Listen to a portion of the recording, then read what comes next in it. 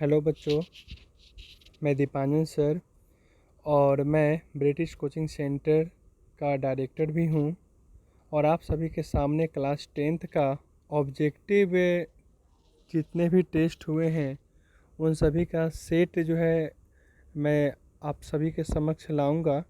और series bye series जो है ना कर सकते हैं, आपको प्रतिदिन टेस्ट जो है आपका जो भी हुआ है उसका आपका सेट मिलते जाएगा। और इसीलिए आप लोग डेली यूट्यूब को चैनल जो भी है ये संस्थान का बीसीसी है ना, इसको आप सब्सक्राइब कर लेंगे। और साथ में बस यही कहना है कि आप अपना ग्रो करो, इम्प्रूवमेंट करो, एग्ज़ाम नज़दीक है और मेरे से जितना हेल्प होगा हम आप लोगों के लिए करेंगे। और बात करें ये ऑब्जेक्टिव टेस्ट 2017 से हम लोग लेते आ रहे हैं, लेकिन किसी कारणवश से हम लोग इसको इम्प्रूव नहीं कर पाए और कोशिश है अब धीरे धीरे इम्प्रूव करने का। बस आप लोगों की हेल्प की ज़रूरत है। तो अगर आगे बात करें, ये स्क्रीन पर आपके जितने भी दिखाई दे रहे हैं वो आप सब समझ सकते हैं कि आप पॉज करके भी पढ़ सकते हैं इसके बारे में। और ये डायरेक्टर हैं दीपांश सर, जो मैं खुद बोल रहा हूँ जो अभी, और ये नीलांश सर हैं। और आगे बात करें, ये हैंडबिल दिख रहा होगा, इसमें आपको बहुत कुछ देखने को मिलेगा। कंपटीशन के क्लासेस खैर अभी पोस्टपोन्ड किए गए हैं। अब आते हैं, चलिए यहाँ पे सेट नंबर 1 हम लोग देखेंगे आज। इसके बारे में चर्चा किया जाए और बस इसको याद, जितना भी आपको याद हो आपने जो पढ़ा हो, बस इसको एनालिसिस करते जाओ। अगर नहीं याद हो तो इसको याद कर लेना। पहला क्वेश्चन है, प्रकाश की किरणें किस गमन करती है? तो प्रकाश की किरणें जो गमन करती है आपको पता है वो किस रेखा में? सीधी रेखा में गमन करती है। सेकंड क्वेश्चन है कि हजामत के लिए किस दर्पण का उपयोग करते हैं? तो पता है कि हजामत के लिए हम लोग किस दर्पण का प्रयोग करते हैं? अवतल दर्पण का। किस दर्पण का? अवतल दर्पण का प्रयोग करते हैं हजामत के लिए। और सौर कुकर में भी पता है आपका अवतल दर्पण का प्रयोग किया जाता है कि नहीं? अब बात करें आपका सर्च लाइट का जो परावर्तक सतह है, तो सेम ये आपको उदाहरण मिल जाएगा। जब अवतल दर्पण का उपयोग पढ़िएगा ना, तो हजामती के लिए सैलूनों में, सर्च लाइट में, है ना, सौर कुकर में, ये सभी में आपका जो है ना कह सकते हैं अवतल दर्पण का प्रयोग किया जाता है। किसका?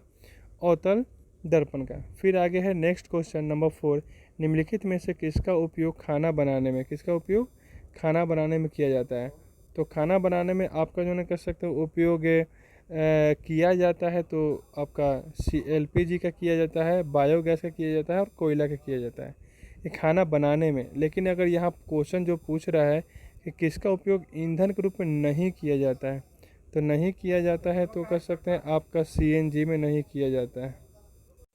अब आता है नंबर 5, डायनेमो यांत्रिक ऊर्जा को किस ऊर्जा में बदलता है? तो आपको पता होना चाहिए कि डायनेमो जो है ना यांत्रिक ऊर्जा को विद्युत ऊर्जा में बदलता है। ठीक है, आपको ये पता होना चाहिए कि डायनेमो जो है ना यांत्रिक ऊर्जा को विद्युत ऊर्जा में बदलता है। ठीक है, चलिए अब आगे बात करते हैं नंबर 6 कि घरों में विद्युत से दुर्घटना किसके कारण होता है? तो घरों में विद्युत से दुर्घटना जो होता है आपका शॉर्ट सर्किट से होता है। इसमें ऑप्शन दिया है फ्यूज तार, शॉर्ट सर्किट, है ना, उच्च विद्युत धारा का प्रवाह से। तो बात करें तो शॉर्ट सर्किट से होता है। किससे? Short circuit. फिर आगे क्वेश्चन है नंबर 7, आँख जो है ना कह सकते हैं, जो आँख होता है वो किस लेंस की तरह व्यवहार करता है? या ये भी क्वेश्चन पूछता है कि आँख में कौन सा लेंस होता है। कभी कभी क्वेश्चन पूछ देगा क्या कि आँख में कौन सा लेंस होता है, ये याद रखिएगा कौन सा लेंस होता है। तो क्वेश्चन है आपका कि उत्तल लेंस। कौन सा लेंस? उत्तल लेंस, याद रखिएगा उत्तल लेंस होता है आँख में। ठीक है, फिर आगे है कि खड़िया का सूत्र क्या है? तो खड़िया का जो रासायनिक सूत्र होता है CaO होता है। क्या होता है? CO। फिर आगे क्वेश्चन आते हैं क्वेश्चन नंबर 9, COOH अभिक्रिया मूलक को क्या कहते हैं? तो याद रखिए कि यह जो है ना अम्ल होता है। क्या होता है? अम्ल होता है। फिर आगे बात करें किसी भी अम्लीय विलयन का pH मान। तो आपको पता होना चाहिए अम्ल का जो pH मान होता है वो 7 से कम होता है। क्षार का pH मान जो है ना 7 से क्या होता है? अधिक होगा। याद रखिएगा क्षार का होता है 7 से अधिक। और बात करेगा उदासीन जो होते हैं, है ना, जो अगर 7 होगा वो याद रखिएगा वो क्या होते हैं? उदासीन होते हैं, है ना। चलिए अब आगे बात करते हैं 11 नंबर क्वेश्चन, पारे का अयस्क है। पारे का अयस्क यहाँ पहुँच जाइए। पारे का अयस्क कौन है? तो याद रखिए कि सीने बार कौन है, सीने बार पारे का क्या है, अयस्क है। फिर आगे क्वेश्चन नंबर 12, एक अनुसूत्र परंतु विभिन्न संरचना सूत्र वाले यौगिक क्या कहलाते हैं, तो समावयवी कहलाते हैं। क्या कहलाते हैं, समावयवी। फिर नेक्स्ट क्वेश्चन है, निम्नलिखित में से कौन प्रबल अम्ल है, तो याद रखिएगा सभी प्रबल अम्ल है, HCl, H2SO4 और HNO3 ये सभी क्या है, प्रबल अम्ल हैं। फिर नेक्स्ट क्वेश्चन है कि आधुनिक आवर्त सारणी में 36 कतारों की संख्या, पता होना चाहिए 36 कतारों की संख्या कितनी होती है, 7, और उधर कतारों की संख्या कितनी होती है, यानी कह सकते हैं जिसको हम लोग वर्ग कहते हैं, वो आपका टोटल 18। ठीक है, टोटल कितने होते हैं, 18, वो भी आधुनिक आवर्त सारणी में। ठीक है, अब बात करते हैं, अब मेंडलीव की आवर्त सारणी की बात करेगा तो उसमें जो है कह सकते हैं कितने वर्ग होते हैं टोटल, तो उसमें आपके 8 वर्ग होते हैं। कितने होते हैं, 8 वर्ग, ये भी याद रखिएगा। अब 8 वर्ग होते हैं, इसके पीछे रीजन क्या है कि उपवर्गों में भी बांटा रहता है। किसमें, उपवर्गों में भी बांटा रहता है, ए और बी उपवर्ग में ये लोग क्या होते हैं, बटे रहते हैं, जो मेंडी साहब ने बांटा था। अब आगे आते हैं कि क्वेश्चन है, रक्त का थक्का बनने में कौन सहायक है, तो रक्त का थक्का बनने में आपका कौन सहायक है, तो आपका RBC। कौन, RBC। और को विटामिन के लिए पूछेगा तो विटामिन के, किसी कमी से रक्त का थक्का नहीं बनता है तो विटामिन के, यानी रक्त के थक्का के लिए विटामिन के का होना बहुत ज़रूरी है। उसके बाद है क्वेश्चन नंबर क्या, 16 देखिएगा, वृक्क की संरचनात्मक एवं क्रियात्मक इकाई को नेफ्रॉन कहते हैं। क्या कहते हैं, नेफ्रॉन कहते हैं। अब आते हैं क्वेश्चन नंबर 17। क्वेश्चन नंबर 17 है आपका कि एक कोशिकीय शैवाल में जल का परिवहन किसके द्वारा होता है, तो जल का परिवहन याद रखिएगा आपका शैवालों में होता है परासरण द्वारा। किसके द्वारा, परासरण द्वारा। उसके बाद नेक्स्ट क्वेश्चन के मस्तिष्क उत्तरदायी होता है, तो याद रखिएगा शारीरिक संतुलन, क्योंकि आपके शरीर का जो भी एक्टिविटी होता है, आप जो भी एक्टिविटी करते हैं, है ना, वह जो ना कंट्रोल कौन करता है, या उसका उत्तरदायी कौन होता है, याद रखिएगा मस्तिष्क। कौन होता है, मस्तिष्क। नेक्स्ट क्वेश्चन है, पराग कोष में क्या होता है, पराग कोष में परागकण होता है। ठीक है, फिर आते हैं 20 नंबर क्वेश्चन, एक वयस्क मनुष्य के कितने दांत होते हैं, तो एक वयस्क मनुष्य के कितने दांत होते हैं, 32 दांत होते हैं। ठीक है, कितने दांत होते हैं, 32। नेक्स्ट है, रेडियो एक्टिविटी की खोज किसने की, हेनरी बेकुरल ने, है ना। उसके बाद एंटीसेप्टिक सर्जरी का सूत्रपात किसने किया था, तो एंटीसेप्टिक सर्जरी की बात करेंगे, सूत्रपात जो है कर सकते हैं आपका जोसेफ लिस्टर ने किया था। किसने किया था, जोसेफ लिस्टर। फिर है 1948 में परमाणु ऊर्जा आयोग के अध्यक्ष, है ना, कौन थे, तो होमो जहांगीर भाभा, है ना, याद रखिएगा इनका नाम, होमो जहांगीर भाभा। अब नेक्स्ट क्वेश्चन है कि E=mc² का प्रतिपादन किसने किया था, तो बहुत ही आसान क्वेश्चन है, ये कौन किए थे, अल्बर्ट आइंस्टीन। किसने कौन किया था, अल्बर्ट आइंस्टीन, याद रखिएगा। सापेक्षता का सिद्धांत भी किसने दिया था, आइंस्टीन ने दिया था। भारतीय अंतरिक्ष अनुसंधान संस्थान कहाँ है, तो बेंगलुरु में। कहाँ है, बेंगलुरु में। चंद्रशेखर वेंकट रमन को नोबेल पुरस्कार कब मिला था, तो 1930 में। कब मिला था, 1930 में। नेक्स्ट क्वेश्चन है, परमाणु के नाभिक की खोज किसने किया, तो परमाणु के नाभिक की खोज बात करें तो रदरफोर्ड ने किया। किसने किया, रदरफोर्ड। इन्होंने क्या किया, अल्फा कण का प्रहार किया था। किस कण का, अल्फा कण का प्रहार किया था, किस पे, सोने के पत्ती पर। किस पे, सोने के पत्ती पे।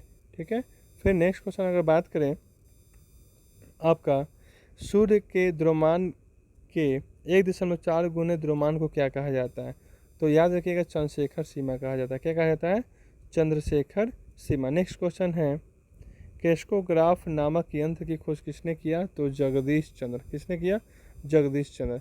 इस बार आप लोग को मात्र 30 ही क्वेश्चन मिले हैं, यानी 30 ही सेट मिले आपका, मतलब सॉरी, आपको इस सेट में से आपका जो कर सकते हैं टेस्ट जो सेट है आपका ऑब्जेक्टिव का, वो आपका 1 था, जिसमें टोटल क्वेश्चन की बात करें, आपका टोटल क्वेश्चन जो है वो कितने थे आपके, 30 थे।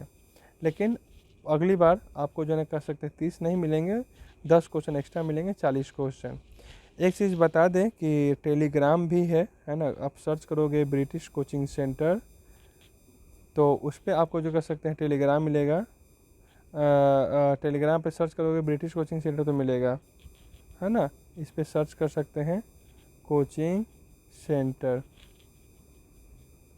आप सर्च करोगे तो कर सकते हैं, आपको टेलीग्राम पर भी कर सकते हैं, कुछ क्वेश्चन आपको मिलेंगे जो टाइप किया हुआ मिलेगा, क्योंकि ये सेट पुराना सेट है। जब कर सकते हैं मैं शुरुआत 2017 से मैंने जब किया था है ना, उस समय के ये सेट जो है ना कर सकते हैं आपको यहाँ पे दिखाई दे रहे हैं। और कोई भी क्वेश्चन जो होते हैं आपके सिलेबस से ही आते हैं, तो ये मत सोचिएगा कि ये सेट पुराना है तो शायद क्वेश्चन इससे आएंगे कि नहीं आएंगे, ये आपकी भूल होती है। मैं कहता हूँ कि आप जितने भी मान लीजिए पुराना से पुराना भी आप रखो ना कोई क्वेश्चन बैंक कोई पढ़ता है, क्यों पढ़ता है कि पिछले जितने भी साल के जितने भी मतलब क्वेश्चंस है जो हमसे नहीं बन रहे उसको हम ठीक कर ले, रिवीजन कर लें, है ना, इसीलिए ना करता है। तो इसका ध्यान रखा जाए और आप लोग उसको पढ़िए, उससे कोई मतलब नहीं है। आपको बस क्वेश्चंस का कलेक्शन होना चाहिए और ये होना चाहिए कि आप क्वेश्चन आपसे बन रहा है कि नहीं बन रहा है। आप जहाँ भी पढ़ते हो वो मैटर नहीं करता है, आप जिनसे पढ़ते हो वो मैटर नहीं करता है। मैटर ये करता है कि जो भी क्वेश्चन अगर हम देख रहे हैं जो क्लास 10th का है ना, वो हमसे बन रहा है कि नहीं बन रहा है। और एक इस जो सीरीज अभी मैंने जो शुरू किया है, इसकी खास बात ये है कि आपको मिक्स्ड मिलेंगे, है ना, मिक्स्ड क्वेश्चन मिलेंगे, ठीक है, इसका भी ध्यान रखिएगा। बीच में कहीं टाइपिंग वाला भी मिलेगा, ये सब चीज़ होगा, मिक्स्ड क्वेश्चन मिलेंगे। और बीच बीच में मैं हो सके एक और काम करूँगा, बीच बीच में काम ये करूँगा कि कभी आपको कोई सब्जेक्टिव टेस्ट का भी क्वेश्चन भी मैं अपलोड करूँगा, वो भी। और ऑब्जेक्टिव जैसे वीकली टेस्ट मैं लेता हूँ, है ना, ये संस्थान आपका ये वीकली टेस्ट लेता है, ठीक है, तो इसका भी क्वेश्चन मैं बीच बीच में अपलोड करूँगा। खैर ऐसे तो लगता है कि 22 सेट हो चुके हैं, 22 प्लस शायद या 22 हो चुके हैं, ठीक है।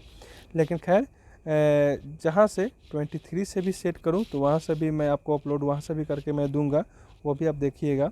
और डेली टेस्ट भी होता है, डेली टेस्ट भी बच्चे देते हैं 20-20 क्वेश्चन का, है ना, यानी इसको 20-20 मैंने नाम रखा है। वन डे मतलब वन डे टेस्ट है, लेकिन वो कर सकते हैं 20-20 सीरीज़ में चलता है, यानी 20-20 क्वेश्चन का आपका टेस्ट होता है डेली।